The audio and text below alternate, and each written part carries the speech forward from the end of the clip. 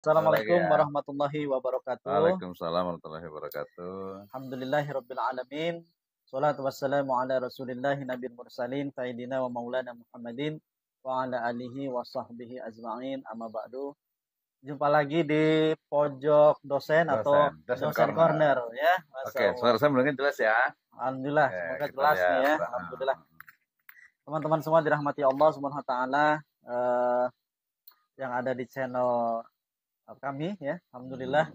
Ini kami sudah berada di tanggal 1 Oktober. Oktober, betul. 1 Oktober ini identik dengan apa, Pak Dokter? Iya, kalau 1 Oktober kan dengan ini ya, dengan Hari Kesaktian Pancasila ya. Hari Hari Kesaktian Kesaktian Pancasila. Pancasila. Kalau kemarin Ya, kan sebelumnya kan 30 September tuh. 30 September. Itu Gerakan 30 SPKI. ada kaitannya nggak, Pak Dokter? Iya, pastilah ada kaitan. Jadi pertama itu kan memang gerakan apa G ya, gerakan 30 September PKI itu kan memang peristiwa yang menurut saya ya sangat luar biasa ya di tengah mungkin kontroversi, konspirasi dan sebagainya gitu ya. Tapi intinya itu adalah sebuah peristiwa yang ya menurut saya sih memang menjadi inilah bagian dari sejarah Negara Kesatuan Republik Indonesia dan tentu saja kita harus bisa mengambil hikmah dari peristiwa itu gitu ya. Nah, jadi dari kita sebenarnya pemberontakan untuk gerakan G13 PKI kemudian ternyata berhasil di istilahnya itu ditumpas juga diselesaikan dan kemudian 1 Oktober inilah menjadi hari kesaktian Kesaktian Pancasila gitu. Jadi Pancasila. dianggap itu Pancasila itu dia sakti gitu ya. Sakti melawan Sakti komunisme. melawan komunisme gitu ya. Seperti itulah lebih gitu kurangnya ya. gitu ya. Baik. Lebih kurangnya tapi lebih dari itu kan sebenarnya banyak banyak hal lain sih yang bisa Nah, diinikan. Jadi pertama itu mungkin mendudukan dulu tentang Pancasila dulu nih. Pancasila. Ya, jadi mungkin walaupun sudah sering dibahas, tapi saya rasa penting juga untuk mengingatkan kembali nih, terutama generasi muda nih ya, generasi muda tentang istilahnya itu ya kelahiran dari Pancasila. Sebenarnya ke tema ini tuh ngeri-ngeri sedap ya. Iya, betul betul. Nanti Iya ya. khawatir di mana kalau di pemerintah gitu. Tapi kan enggak. Waduh. Tapi kalau menurut saya enggak. Artinya justru kita mencerahkan Mencerahkan.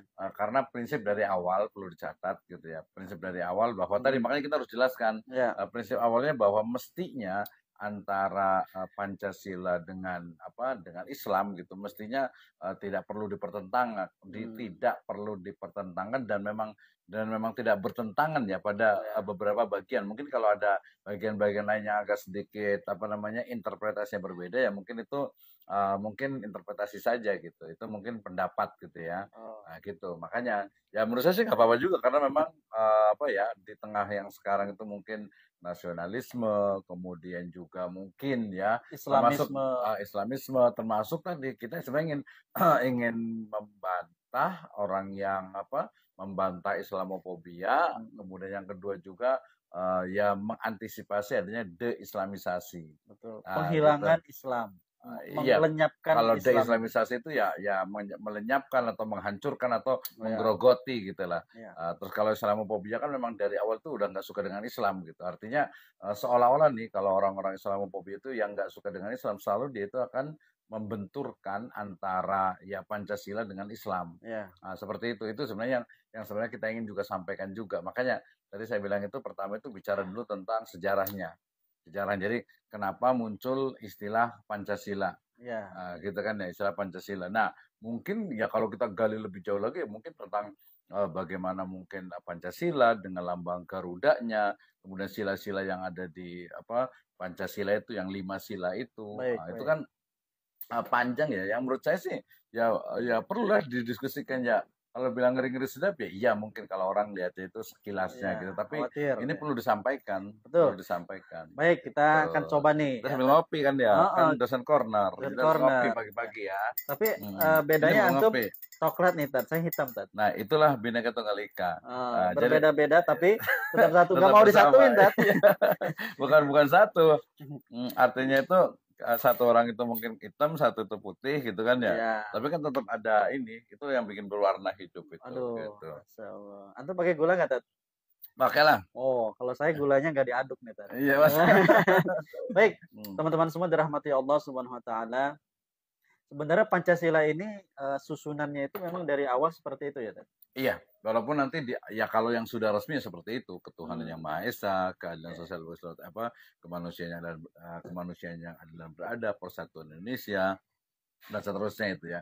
Tapi kalau kita lihat kronologi awalnya sebenarnya berbeda-beda. Berbeda-beda. Berbeda awalnya mulai dari yang Muhammad Yamin, kemudian Soekarno, kemudian juga di BPUPKI dan sebagainya. Tapi ujungnya kan sekarang seperti itu. Dan saya rasa ya itu kalau bahasa agamanya itu ya ijma umat Islam waktu itu gitu. Ijma Islam itu masyarakat Indonesia lah, bahwa ternyata dan sekarang juga lebih ideal gitu, lebih ideal gitu. Karena memang kita bicara tentang ketuhanan yang Maha Esa. Ya walaupun ini tadi ketika kita bicara misalnya ketuhanan yang Maha Esa misalnya gitu kan. Jadi orang-orang yang Islamofobia pasti mereka akan mengatakan ini Islamik banget gitu kan. Nah, padahal kalau kita berinterpretasi ya silakan saja, agama lain juga ya silakan gitu kan ya. Oke, jadi kalau bagaimana antara Pancasila ini dengan Piagam Jakarta, Pak Dokter?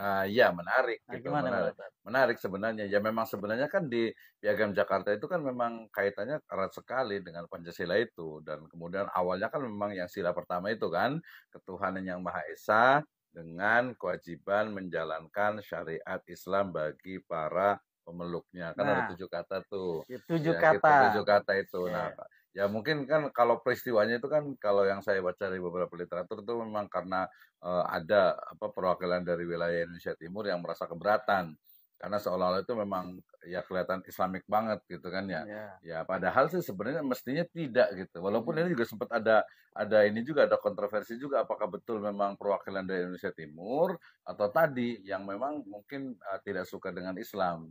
Dan kan kalau kita bicara tentang tidak suka dengan Islam itu kan memang udah dari dulu gitu kan ya. Jadi Dari nggak aneh. zaman Nabi Muhammad ya. Iya gitu. Jadi harusnya memang ya makanya tadi perlu adanya podcast seperti ini. Betul. Ya menjelaskan lah. Ya mungkin memang ada beberapa yang tidak disepakati, ada yang istilahnya itu yang kita bisa sepakati. Misalnya tadi, ya udahlah akhirnya ya istilahnya itu tokoh-tokoh Islam pada waktu itu ya udahlah ikhlaskan lah, ya udahlah nggak apa-apa 7 kata itu hilang, tapi tetap ketuhanan yang Maha Esa gitu.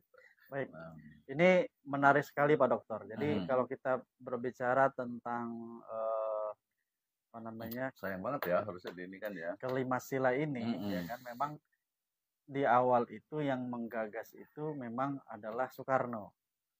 Ya.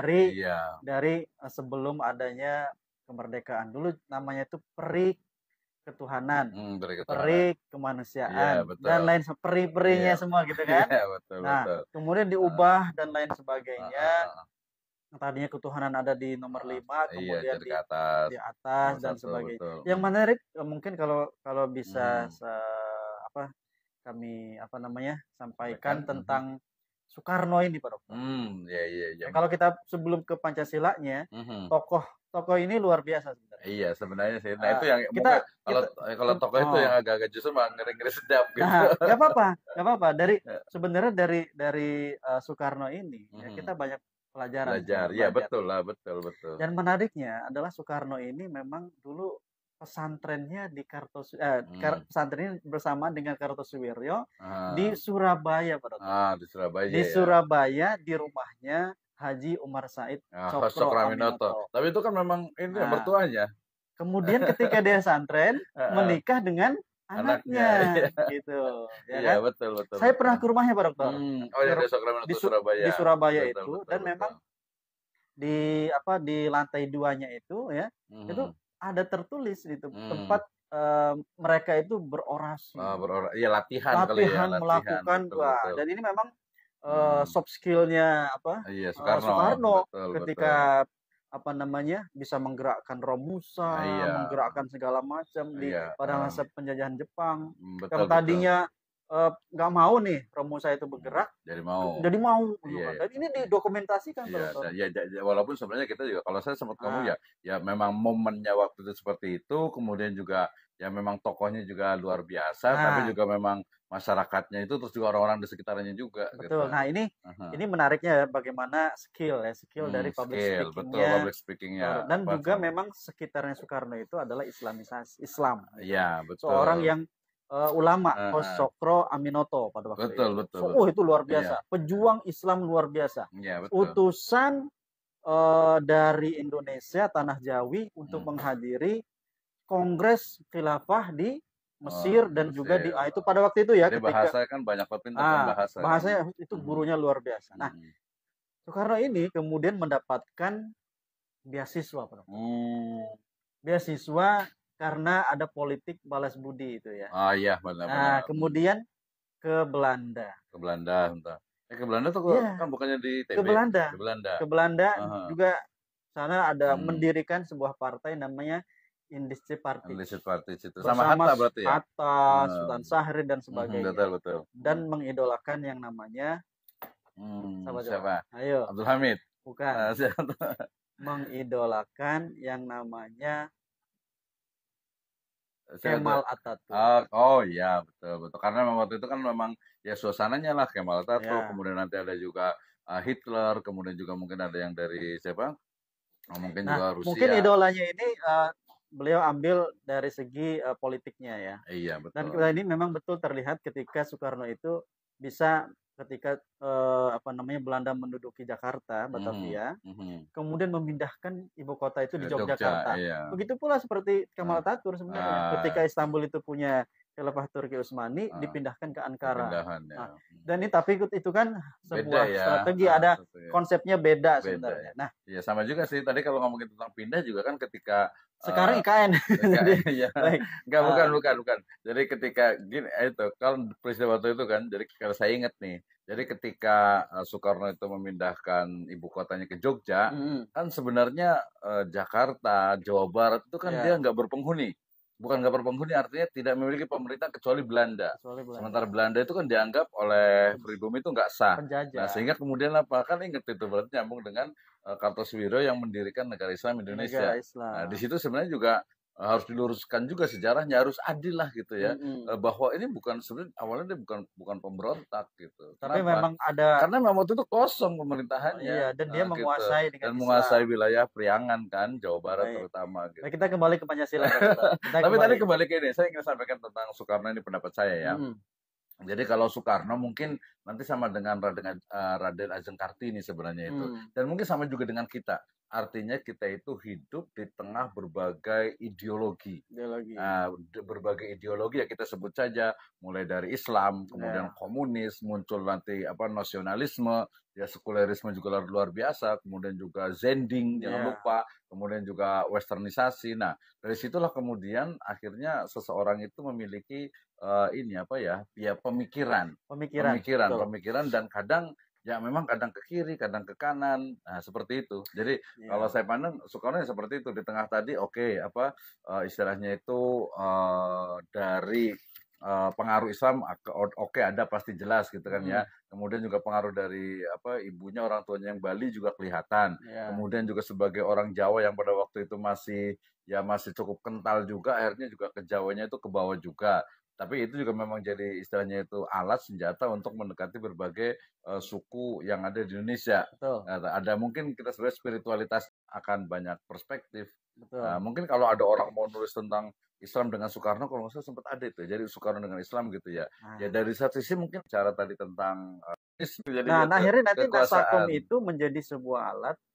Kemudian Pancasila sebenarnya itu tuh karena pengaruh waktu itu pilihan antara Rusia Uni Soviet Uni Soviet, pilihan antara Uni Soviet dengan Amerika gitu kan, antara liberal dengan komunis. Nah akhirnya karena bebas aktif, ya udahlah agak-agak liberal dikit, tapi agak-agak komunis gitu. Nah sama seperti sekarang kita ini, mungkin sekarang juga sama nih, Jokowi itu pilihannya kan mau ke Amerika atau mau ke Cina, kan gitu kan? Ternyata tengah-tengah.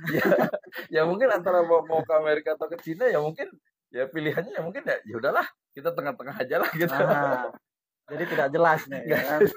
Nah itu ya menarik pada Islam kan sekarang itu dalam tanda petik itu belum jadi pilihan gitu, karena memang prototipenya itu sekarang ini belum ada, belum gitu kan. Belum muncul. Belum digigit dengan gigi Graham. Iya betul. Jadi mungkin tadi hanya gerakan-gerakan sosial kemasyarakatan aja. Gitu. Tapi itu justru satu sisi juga bagus sebenarnya, menguatkan akar rumput ya. Tapi di sisi lain kekuasaan nggak ada, ya udah habis juga. Gitu. Kembali ke Pancasila. Ini menarik Pak Dokter. Ketika ada kalau kita kupas nih satu persatu sila itu. Iya, saya juga sempat mau bikin itu. Sebenarnya itu sebenarnya kalau kita kupas satu persatu, itu yang menarik di sila keempat. Kerakyatan. Itu sangat menarik menurut saya. Kalau yang sila satu, oke lah, itu sangat jelas Iya. Sangat Walaupun jelas walaupun utara. dia interpretasi juga sih. Betul. Artinya gini, ketika sila pertama misalnya, Ah, ketuhanan yang Maha Esa. betul. Oke, seolah-olah tadi gitu kan. Seolah itu kan itu Islamik banget gitu. Iya. Tuhan yang Maha Esa gitu. Walaupun semua agama menyatu adalah satu. Iya, Ya betul. kan? Ternyata sementara saudara-saudara kita mungkin ya, dan Muslim misalnya apa orang-orang Nasrani gitu, orang Kristen misalnya, Katolik juga mereka juga sebenarnya satu gitu menurut Ya. mereka. Tapi yang menarik sila Hmm. keempat itu, Pak Dokter. Ibaratnya itu kuncinya. Oh, kuncinya. Kuncinya ada di sila Bukan keempat. kuncinya sila pertama, kan harus nyambung. Asas Justru pemahaman Pancasila. Justru yang sila keempat itu adalah penjaganya, Pak Dokter. Gitu. Gimana Serius. tuh? Gimana? Sila pertama akan menjadi hanya sebagai ya, penerapan individu, tapi Iya. di sila keempat itulah yang luar biasa. Kemasyarakatan. Oh, itu ya. Kalau bisa kita jadi. lihat nih ya, coba sila keempat, Pak Dokter. Sila keempat itu adalah kerakyatan Kerakyatan yang dipimpin oleh hikmat dalam permusyawaratan. Kerakyatan yang dipimpin oleh hikmat. Lupa nih jadi. Kerakyatan yang dipimpin oleh hikmat, kebijaksanaan dalam permusyawaratan, perwakilan. Betul nggak? Iya, pokoknya malah ini jadi perwakilan itu. Perwakilan, demokrasi. oke? Enggak. Jadi yang menarik itu misalkan kerakyatan yang dipimpin, Pak Dokter, yang dipimpin oleh hikmat. Nah, hikmat itu apa di situ? Hikmat kebijaksanaan. Oh, berarti hikmat kebijaksanaan kan? Tuh. Berarti teosofi. Kalau kita cari kata hikmat itu di Indonesia, itu kebijaksanaan juga, Pak. Iya, hikmah kan dia asal kata hikmah juga hikmah kebijaksanaan. kebijaksanaan. Tapi itu tidak pas.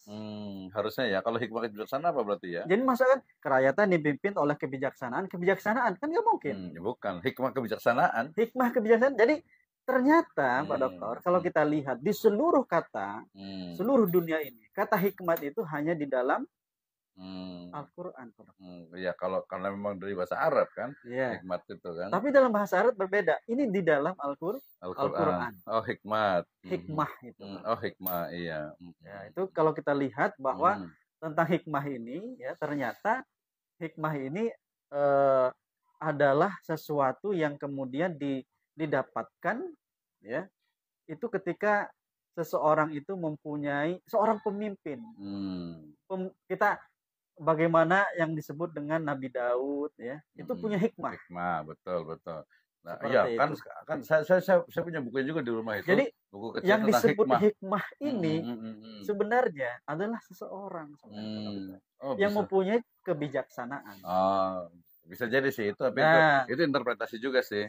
Tapi kalau kita lihat itu passwordnya ulama, Pak Dokter. Iya, betul juga. Benar, sih, ulama itu punya password di dalam itu, dan itu tidak ditemukan di dalam kata-kata lain kecuali dalam Al-Quran. Iya, paling kalau nanti sinonim, saya sempat bahas juga tuh waktu saya ngajar filsafat itu S2 itu kan di filsafat, teosofia, filosofia, kemudian juga ada kan saya bahas tentang hikmah. Betul. Itu membahas sesuatu yang tidak nampak sebenarnya kan. Sesuatu yang sangat mendalam. Esensi. Jadi hikmah itu sebenarnya hikmah itu banyak kalau dalam Al-Qur'an.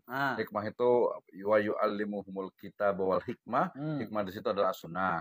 Itu kan juga yu'til hikmah tamayasya, itu adalah ya wisdom, wise, kebijaksanaan. Itu bisa juga. Kadang kebijaksanaan itu juga bisa bermakna itu kekuasaan. Gitu bisa juga. Jadi banyak nih. Tinggal hikmat kebijaksanaan itu.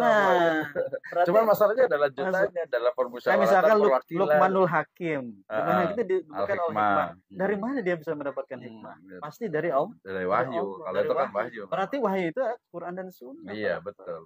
Itu sebenarnya passwordnya, Pak Dokter. Cuman tadi kan kalau kita baca kan nggak selesai hikmat kebijaksanaan gitu kan, karena di situ ada permusyawaratan. Tapi tidak hanya sampai situ, harus dipimpin perwakilan. Nah, itu dia. Pemimpinnya itu harus ada wakilnya, Pak Dokter. Bukan kayak tapi kan permusyawaratan. Iya, dimusyawarahkan sebagaimana Umar bin Khattab kemudian melahirkan Utsman. Dimusyawarahkan, Pak Dokter. Tapi kayaknya kalau permusyawaratan perwakilan sih kalau di teks itu kayaknya lebih cenderung ke jadi ini sih ya sekarang ini suruh bermusyawarah itu bagus. Perwakilan rakyat bagus. Tidak sekarang pemilihan langsung berarti. Nah, itu Pak Dokter. Pemilihan langsung. Nah, seorang pemimpin itu dimusyawarahkan dan kemudian dan pemimpinnya itu melaksanakan hikmah, Pak Dokter. Harusnya gitu ya. Hikmahnya itu adalah azab. Iya. Nah, sebenarnya harus ini kan ya. Pemimpin, kita kan pemimpinnya belum ada nih sekarang. Belum ada, Pak Dokter. Sebenarnya kuncinya di situ. Ya udah, terus kembali ke Pancasila lagi. Pancasila, Pak Dokter. Jadi kalau saya sih melihat tadi, jadi jangan sampai antara Islam dengan Pancasila itu dipertentangkan. Ya, itu pasti karena memang Pancasila itu lahir dari ya Masa tokoh-tokoh Pancasila, anti Pancasila, ketuhanan? Kan iya nggak nggak mungkin. mungkin, gitu kan. Anti kemanusiaan? Iya, Nggak nah, mungkin, Pak iya. Dokter. Walaupun kalau secara kita lebih objektif, ya memang tadi bahwa seperti dari pemikirannya Soekarno itu kan dia hasil dari interaksi dengan berbagai ideologi yang ada, gitu kan ya. Ibaratnya itu usul fikihnya lah. Iya. Nah, Pancasila juga sama. Dia memiliki istilahnya itu akar budaya tuh. Nah, Misalnya manifestasi dari Garuda Pancasila gitu kan ya, nah, Garudanya. Burung Garuda kan dia bukan hanya burung Garuda, tapi burung Garuda itu memang dari mulai kendaraannya Wisnu, kemudian juga sempat dengan Jatayunya siapa Rama dengan Sinta dan sebagainya. ya. Tapi kan kemudian memang mengalami perubahan bahwa oke, dulu itu memang burung Garuda ya begini dan seterusnya. Disimbolkan gitu. dengan burung gitu ya. Iya, ya memang bentuknya burung gitu, Garuda gitu kan, burung Garuda. Di Garuda itu kan ada burung Garuda, ada manusia yang kita sebutnya setengah Garuda gitu, Bapak ini dan sebagainya itu kan memang ini gitu kan. Jadi memang dia ya bisa dikatakan Garuda itu ya makhluk mitologi. Bukan kendaraannya apa Brahma Kumbara bukan? Iya, itu kan setelahnya itu fiksi. Kirain Brahma Kumbara ya. Artinya tapi itu kan perubahan interpretasi di masyarakat, budaya ya. Artinya ya kita nggak mempermasalahkan ya silakan saja lah gitu ya, silakan saja lah, tinggal bahwa kemudian yang nggak boleh itu kan yang berlebihan. Nah, atau tadi apa interpretasi sendiri gitu. Jadi interpretasi seolah-olah itu tadi ya, misalnya tadi memahami permusyawaratan perwakilan itu ya harus dengan musyawarah, dengan mufakat gitu kan ya, dengan jadi ujungnya kemudian pilihannya akhirnya adalah one man one vote misalnya. One man one vote. Satu orang satu makanan. Bukan food. Oh, food. Vote. Oh, food. Oh, pilihan. Iya, suara. One man one vote kan satu. Baik. Jadi kan kemudian munculnya itu ya akhirnya one man one vote, artinya satu orang satu suara gitu. Nah, nanti ketika suara terbanyak itulah demokrasi. Itu maksudnya jadi makna dari sila yang keempat itu. Nah, sayangnya kan makanya kemudian nanti kembali ke tadi sayangnya tadi itu ya beberapa perwakilan yang mungkin perlu dikritisi juga gitu kan ya, artinya mereka ya kita sebagai akademisi, kita sebagai dosen sekarang ini sebagai dosen akademisi sebenarnya masyarakat umum juga berhak kan, namanya demokrasi. Saya pernah bilang yang namanya demokrasi itu ya kita diberikan kebebasan. Ketika kemudian kita tidak diberikan kebebasan berarti bukan demokrasi, itu jadinya malah monarki. Nah, kita lihat baru-baru ini Pak Dokter. Oh, yang di Kemang. Nah, yang Forum Nasionalis ya, betul. Itu dibubarkan. Ya. Betul. Jadi itu, sekarang bukan lagi itu premanisme berarti. Itu namanya bukan lagi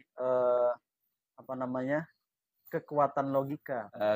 Tetapi logika kekuatan. Ya, tapi sebenarnya kan memang itu kan kalau dalam ranah demokrasi itu sebenarnya penyimpangan.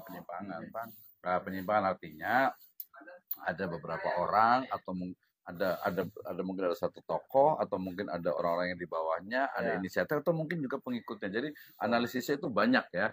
Jadi bisa jadi memang tokoh sentralnya bisa, atau mungkin timnya bisa juga, atau mungkin anggotanya salah satunya bisa juga, atau mungkin grassroots yang sudah terdoktrinisasi kan ya bisa juga gitu. Jadi kita harus ini sih ya, kalau sebagai akademisi kita harus adil lah gitu ya. Jadi tidak melihat sebelah ya. Jadi ya faktanya begitu tadi. Misalnya kita tadi menanggapi tentang sekarang kan Hari Kesaktian Pancasila nih. Ya betul lah bahwa Pancasila itu kan memang kita pemersatu bangsa, kemudian juga dia menjadi simbol untuk kekuatan dan sebagainya. Gitu kan, itu kan udah jelas. Kemudian juga dia tidak bertentangan dengan Islam gitu. Bahkan tadi saya juga sempat bikin buku tentang ini sebenarnya. Yang buku saya yang tentang falsafah ekonomi syariah berbasis keindonesiaan, saya sebenarnya bahas itu. Maka nanti next itu saya mau bikin tentang syarah Pancasila. Jadi sila Pancasila itu kemudian dijabarkan dalam perspektif Islam, sehingga kemudian ya ini loh kontribusi Islam untuk Indonesia. Nah, gitu. Ditunggu bukunya Pak Rota. Iya, nah terus tadi yang tentang tentang kesaktian Pancasila itu kan tadi bahwa secara akar budaya dia kokoh ya, kuat ya, karena dengan walaupun kalau kita lihat ya ternyata istilahnya itu Garudanya Dewa Wisnu ya dari India gitu, tapi kan ya memang itu udah masa lalu gitu. Bukan dari Thailand, dari India gitu. Ya udahlah gitu. Kalau bilang kita misalnya kalau jauh misalnya salahkan negara itu juga sebenarnya sebagian besar juga dari India juga. Kemudian Tarumanegara juga dari India juga gitu ya. Jadi artinya ya udahlah itu, tapi kan sudah menjadi berlalunya masa itu menjadi budaya Indonesia. Kalau gitu memang kan, ya. agama aslinya ya dinamisme, animisme. Sebenarnya enggak juga Enggak sih. juga ya? Karena tadi kalau animisme, dinamisme Berarti itu agama aslinya Islam ya berarti? mestinya. Tapi kan gini, jadi kalau animisme, dinamisme, saya kan kebetulan suka antropologi kan. Nah, ada juga nanti malah menyimpang nih pembicaraannya Eh, bahwa bahwa yang pertama kali itu adalah Ratu Saba nanti. enggak, tapi itu justru kalau di ruang akademik itu kan Oke. kebebasan akademik, itu Iya. bagian dari akreditasi. Iya betul, suasana akademik, kebebasan Oke. berpendapat. Tapi tadi maksud saya itu gini, kita juga harus menyikapi secara bijak tentang apa itu animisme atau apa itu dinamisme. Sekarang itu ada Iya. totemisme. Totemisme itu menganggap ada misalnya itu ada burung gagak kok ada yang mau meninggal. Kejatuhan cecak kok ada tetangga yang mau meninggal. Oh, itu Itu khurafat. totemisme. Oh. Jadi menyandarkan sesuatu kejadian yang akan terjadi atau yang akan datang dengan adanya binatang. Wah, Itu totemisme. Iya, itu Tapi kan justru sebenarnya kalau kita bilang nih, mohon maaf nih, jangan salah dengar ya. Jadi misalnya orang itu misalnya nih mau Pajajaran gitu misalnya gitu. Itu kan sebenarnya munculnya dari situ. Termasuk tadi mohon maaf tadi misalnya Garuda juga dari situ. Jadi kan memang sumbernya itu di mana, di India kan. Iya. Di India itu kan mereka ular disembah, kemudian mohon maaf juga gitu ya, monyet juga disembah gitu kan ya. Tapi itu ya itu kebebasan lah, silakan saja kan. Itu kan kepercayaan mereka, kita nggak boleh menghina juga, nggak boleh ya dalam Islam itu nggak boleh menghina mereka gitu. Tapi maksud saya itu bahwa faktanya memang seperti itu, bahwa yang sekarang terjadi, ingat dalam bahasa Sunda nih, Gimana tuh? bahasa Sunda itu hananguni hanamangke. Tan hananguni tan hanawangke. Waduh, luar biasa nih. Ya, jadi artinya itu kejadian hari ini itu pasti terikat dengan kejadian masa lalu. Ya, dan kejadian hari ini itu akan berpengaruh kepada kejadian masa yang akan datang. Gitu. Jadi hananguni hanamangke. Jadi hari ini sebenarnya itu menjadi istilahnya itu pondasi untuk kejadian masa depan. Gitu. Kemudian hari ini juga sebenarnya efek dari kejadian masa lalu.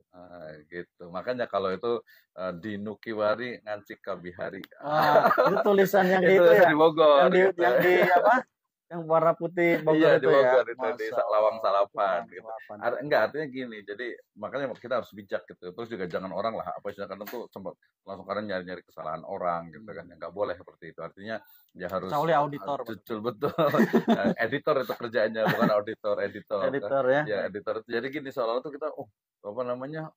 Istilahnya itu ini salah, ini kayaknya salah nih, nganggap ini nganggap ini salah dan sebagainya gitu. Enggak gitu. Justru soalnya kalau memang dipesan begitu. Kecuali pesan gitu. Nah, makanya kembali ke tadi ke Pancasila, ya Pancasila dasar negara Indonesia, kita akui, walaupun kalau kajian tadi kritisnya secara budaya, tadi kan akar budayanya kokoh, kemudian juga kesepakatan pada waktu itu BPUPKI dan juga tim pada waktu itu gitu. Sekarang sudah clear. Nah, justru tantangan besar itu bukan masalah clear atau tidak clear. Clear sudah clear semuanya. Gitu. Semua udah sepakat, umat Islam itu udah sepakat bahwasanya umat Islam Pancasila Indonesia gitu ya. Palestina nggak sepakat, bro. Nah, kan mereka menghormati gitu ya Pancasila nih Indonesia gitu. Nah, tapi kemudian yang muncul kalau yang lebih relevan sekarang itu justru malah istilahnya itu apa ya? Ya pengkhianat Pancasila mungkin saya nyebutnya itu ya, gitu kan, misalnya apa ya, orang yang menginterpretasikan Pancasila itu dengan keyakinan ideologi yang lebih parah itu adalah untuk kepentingan ininya. Justru ada yang mengaku Pancasilais justru korupsi. Kan. Iya, nah itu maksud saya itu. Jadi orang ngomongin Pancasila, ngomongin cinta Indonesia, tapi malah korupsinya paling banyak. Korupsi paling banyak. Iya, nepotismenya ya kan? Gitu kan, kayak ya Indonesia itu punya negara sendiri kekayaan aja gitu alamnya diambil. Betul. Ini. Nah itu termasuk kan sekarang yang lahan misalnya, ini kan parah banget itu kan. Lahan itu apa ya, jadi ya akhirnya pribumi yang ini gitu ya. Betul. Ya kalau Bogor kita kasih contoh aja lah, walaupun akhirnya nggak bisa disalahkan juga. Kita misalnya lihat di Bogor itu kan waktu KKM kita kan di Sentul udah habis tuh punya developer. Sumarekon juga habis juga tuh. Yang tempat saya sana itu yang BNR itu udah ke atas. Kalau Bogor Barat di Rumpin itu udah habis sama BSD Group tuh. Jadi ini mau kemana gitu? Ini harusnya kalau konteks Pancasila itu harusnya seperti itu, keadilan sosial bagi seluruh rakyat Indonesia. Ini sekarang tuh cari kerja susah. Kemudian juga yang misalnya itu apa, sekolah juga bilangnya ya gratis gitu ya. Ini tantangan buat Pak Dokter nih. Boleh nggak ya? Boleh. Sistem ekonomi Pancasila Pak Dokter. Gitu. Coba. Nah, akhirnya agak susah tuh. Iya. Ya akhirnya akhirnya ya tadi karena sistem ekonomi Pancasila itu kan dia dirumuskan, dicari-cari. Susah, Pak. Akhirnya dia ngambil dari termasuk ngambil dari Islam juga. Susah. Kalau ngambil dari Islam misalnya gini, kalau saya sih kalau tergantung Bahkan ada orangnya. pertanyaan siapa yang paling Pancasilais. Nah, itu agak susah juga, Pak Dokter.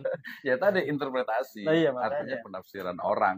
Ini Iya. penting ya, tapi intinya adalah kita menyambut hari Menyambut lah kesaktian ya. Pancasila ya, bahwasanya tadi mestinya ya kita sebagai negara yang memiliki dasar negara Pancasila, Pancasila itu jangan dikhianati gitu ya. Nah, salah satu bentuk dari pengkhianatan terhadap Pancasila itu menurut kita ya, satu perspektif aja ya. 30 SPKI. PK. Oh, iya, itu masa lalu lah ya. Ya. Atau enggak, maksud saya itu salah satu bentuk pengkhianatan terhadap Pancasila itu adalah ya istilahnya itu tadi korupsi, kolusi, nepotisme, memakan istilahnya itu kekayaan negara, kemudian juga mengorbankan rakyat, kemudian menjadikan ketimpangan antara si kaya dengan si miskin gitu ya. Betul. Mungkin tadi orang itu punya lahan sampai satu pulau, sampai satu gunung gitu ya, sementara orang itu punya tanah hanya 60 meter untuk rumah aja susah. Susah. Ya, bayangin aja perumahan aja, coba masyarakat kita yang bisa beli Iya. perumahan siapa coba? Ekonomi Gaji syariah. harus minimal itu 5 juta, 6 juta. Ekonomi syariah Iya. tidak diterapkan. Iya Ya. gitu. Kalau kita lihat itu apa ya, kasihan banget, Pak. Jadi Indonesia ini jadi betul-betul harus ya akademisi harus ya berani ngomong sih. Betul. Makanya kalau sebenarnya kalau sekarang sih kayaknya sih saya sudah mulai berani dalam artian ya nggak mau ini kan untuk rakyat juga gitu ya. Apalagi kalau kita bicara ekonomi syariah kan baru hanya tataran intelektual, Pak Iya Dokter. betul. Di Hanya masyarakatnya tataran susah riset, juga. ya Iya. kan? Ya, walaupun di prakteknya ada ada di juga. perbankan. Iya di perbankan ada, Perbankan. asuransi ada, sekarang Iya. pasar modal juga ada, sukuk juga ada, koperasi juga ada, kemudian sekarang halal industri juga ada, Iya. hotel syariah, pariwisata syariah, kemudian Iya. sekarang merambah ke apa yang blockchain, halal blockchain, Iya. kemudian juga ke apa kawasan industri halal. Betul. Sebenarnya juga sudah banyak juga. Sudah gitu ada, ya. tapi Artinya kita belum masuk ke ranah misalkan politik ekonomi syariahnya. Ya, Masih ada mungkin belum. buku yang di itu kan Belum. politik Itu ekonomi. belum, ya. Gitu. Masih belum. Nanti saya lanjutkan Pak Dokter itu jilid keduanya, Ya, ya kan? betul. Oke, intinya itu kali ya. Oke, Jadi siap. artinya ya kita sebagai warga negara Indonesia, kita sebagai seorang muslim gitu ya. Jadi harus betul-betul ya ayolah kita apa namanya berjuang untuk Indonesia, untuk Islam gitu. Saya sebagai pencinta kopi, ya kan? Sebagai pencinta saya sebenarnya sih ya kebetulan adanya ini ya good day ya ini Good aja day, gitu ya. ya. Ini Kalau sudah ada habis jahe, Pak Dokter, ya. jahe Baik. gitu ya. Oke, dosen corner pagi Kesimpulannya ini. gimana Kesimpulannya, jadi memang ya Pancasila. selamat hari lahir Pancasila lah ya. Hari lahir. Baru hari lahir kesaktian. Masa baru Udah lahir? lain lagi, Oh, udah lain lagi. Udah ada hari lain yang lainnya juga. Mudah-mudahan dengan adanya podcast ini ya mengingatkan kembali bagaimana umat Islam Indonesia itu mempunyai sejarahnya tentang Pancasila. Iya, betul. Dan dari zaman sebelum adanya Indonesia ya kan sampai sekarang. Sampai sekarang, betul. Jadi kita bisa lihat bagaimana Pancasila ini menjadi falsafah ya kan, bahkan mengawal negara ini. Dasar negara. Ya, dasar negara. Betul. Kan? Karena itulah yang jadi pemersatu gitu kan ya. ya. Walaupun di undang-undang dasar negaranya bukan Pancasila. Iya, apa itu kalau undang tuh? Ketuhanan yang Maha Esa. Itu dasar negara kita. Kan dalamnya Pancasila aja gitu kan. Nanti kalau di undang-undang beda lagi, Pak. Iya. Jadi dasar negaranya adalah ketuhanan yang Maha Esa. Jadi mudah-mudahan kita juga berdoa Robbi al-hada baladan amina gitu ya. Mudah-mudahan Indonesia ini menjadi diberkahi oleh Amin ya Allah gitu. Kemudian juga ya mudah-mudahan lah dengan sekarang udah mau jadi kayak kampanye nih ya. Dengan pemilihan pilkada ya pilih pemimpin yang memang inilah ya. Pemimpin yang bertakwa kepada Allah ya kan. Jadi promosi jadi pokoknya yang bertakwa ya pilihan masing-masing lah gitu ya. Kalau ketika sudah pilih ternyata itu ya silakan, tapi ya sebagai juga tadi negara demokrasi juga kita juga diberikan kebebasan berpendapat, ide, gagasan. Yang penting nih, yang paling penting itu jangan sampai terjadi bahasa keren itu disintegrasi bangsa. Tapi lebih simpelnya adalah jangan sampai terjadi antar anak bangsa itu saling berselisih. Karena gitu yang paling bagus adalah persatuan. Betul. It's time to be one ummah. Masalah berjamaah. Persatuan ini kan persatuan Indonesia. Gitu. Jangan sampai nanti udah Timor Leste udah mau hilang gitu kan ya. Nanti masuk lagi Pak Dokter. Nanti kita siapa? Enggak lah, udah susah deh. Bakal ininya terlalu banyak politiknya gitu ya. Nanti, nah maksudnya termasuk juga ya Papua sekarang kan lagi ramai juga gitu kan dari dulu gitu ya. Artinya ya itu tetap penting kan. Walaupun kita nggak tahu juga seperti apa kalau Majapahit itu sekitar Pajajaran itu sekitar sekian abad gitu ya. 900 sampai sekitar 6 abad, berarti sekitar 600 tahun. Majapahit itu sekitar 900-an tahun. Indonesia berapa Setelah tahun ya? Majapahit, Setelah Majapahit ya nanti muncul Mataram, Mataram Islam. nah Nah, dari Majapahit itu ke Demak dulu. justru yang menyatukan kalau kita lihat di Majapahit setelah Majapahit adalah Islam. Nah, iya Demak lah, Kesultanan. karena memang eranya Islam. eranya. Bahasa Sebenarnya Arab iya. dan Sebenarnya sebagainya. kalau di Majapahit sendiri, di Majapahit itu ada apa keluarga istana itu yang mereka sudah Muslim. Keluarga istana. Sama juga di Pajajaran. Pajajaran itu kan makanya ada Cibalagung. Cibalagung itu Cibalai Agung itu tempatnya ini siapa? Salah satu dari istrinya Prabu Siliwangi. Iya betul, atau lupa namanya jadinya nih. Kian Santang. Oke. Ya Prabu Siliwangi lah kan, harus tanya nanti Prabu Siliwangi yang mana gitu kan. Waduh, Nah, artinya itu sebenarnya apa ya, dari dulu ya tadi Islam itu udah damai gitu, udah damai, nggak ada politik sebenarnya. Nah, jadi semuanya itu kekuasaan. Ada politik. Lebih detail lagi, politik kepentingan. Iya, kalau politik kepentingan. Jadi jangan sampai juga Indonesia ini jadi politik nih, jadi politik. Jadi walaupun juga kadang saya agak kesel juga sih. Artinya apa ya? Jadi akses dari orang-orang istilahnya itu rakyat jelata ke atas itu susah gitu. Jadi kalau dalam teori sosiologi itu moving class-nya itu agak-agak susah gitu. Harus naturalisasi ya. Naturalisasi. Maksudnya tuh gini gitu ya. Maksudnya tuh gini. Walaupun ada sih beberapa gitu, tapi ya anaknya menteri jadi menteri, anaknya presiden jadi presiden, anaknya lurah jadi lurah gitu kan udah biasa gitu. Naturalisasi jadi, presiden enggak ada ya.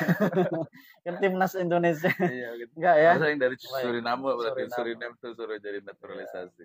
Ya artinya tadi kembali ke tadi mudah-mudahan apa ya berjuanglah untuk ini keadilan gitu, artinya rakyat Indonesia. Kalau saya melihat di grassroots ini kan ya sekarang itu sedang masa-masa prihatin gitu. Betul. Prihatin, makanya ketika ada orang pakai, makanya ada beberapa teman itu termasuk ada teman di Singapura juga, dia itu di sana itu rata-rata mereka lebih bijak gitu ya. Jadi misalnya mereka tuh nggak mau memposting misalnya makanan, nggak mau memposting ketika mereka tuh sedang makan-makan atau pokoknya sedang seolah itu memamerkan atau memamerkan kemewahan atau makanan gitu. Yang paling menarik itu kita juga sama sih sebagai seorang muslim sih. Yang paling menarik itu dari dulu awal-awal dulu aja saya suka posting makanan dari dulu zaman Soekarno sampai sekarang yang paling menarik di Indonesia itu apa? Selalu bersama Palestina, Pak. Itu paling menarik itu. Yalah kayak sama dengan Malaysia lah ya. Itu luar biasa. Artinya mau siapa lagi yang bela Palestina gitu kan ya. Tapi lebih kental Indonesia, Pak. Malaysia lah kayaknya menurut saya sih. Kalau Malaysia itu dukungan dari itu jelas banget gitu. Ya walaupun dua-duanya sih. Dua-duanya dokter. Iyalah kan Malaysia dengan Indonesia kan jiran gitu ya. Artinya kalau mereka tuh betul-betul kelihatan gitu dan terbuka gitu. Terbuka. Artinya itu mereka tuh berani gitu. Kalau di Singapura kan nggak boleh. Persemakmuran Inggris. Iya. Inggris kan dulu yang jadi iya, British kan? Jadi penjajahnya. Bidannya Israel gitu kan? Jadi kan bapaknya ya itu kan ini ya. Cuman tadi masyarakatnya maksudnya. Saya lihat tuh perjalanan Sky Picon dan sebagainya. Iya, tapi kayaknya sama sih Indonesia juga ada beberapa yang harus ini terus lah. Karena Indonesia itu Pak Dokter satu-satunya negara yang merdeka tidak dengan perdamaian. Pemberian. Walaupun mereka nolak juga sih, Malaysia juga nolak juga bilang enggak, kita nggak diberi. Persemakmuran itu, ya kan? Iya. Nah, Indonesia bukan hadiah gitu. Hadiah, Pak Dokter. Nah, ya nanti kita next kita ngomongin dulu. Iya nanti ya. Itu Indonesia luar biasa sebenarnya. Kalau Indonesia juga, tapi kan Indonesia juga kalau kita pelajari nih sejarah itu kan juga panjang juga tuh. Linggarjati kan, perjanjian Linggarjati, kemudian ini itu kan sebenarnya juga panjang juga sih ceritanya. Linggarjati kan setelah kemerdekaan. Iya, artinya kan dulu masih setelah kemerdekaan itu Indonesia itu masih belum full. Tapi setidaknya sudah diproklamasikan gitu kan. Ya itu strategi politis ya. Soekarno, itu makanya. Ya, Soekarno Hatta ya pasti mereka kan founding father lah ya. Pasti kita harus terima kasih, mudah-mudahan ya dimaafkan dosa-dosanya gitu. Ya. Oke ya, jadi mudah-mudahan diislamkan keturunannya semuanya. Oh, udah Islam semua. Alhamdulillah. Ada juga yang enggak sih. Oh, enggak. Baik ya. Ada yang enggak juga ya. Oke. Ya itu perspektif ya. Oke, kita tutup Pak Dokter. Oke, Assalamualaikum warahmatullahi wabarakatuh.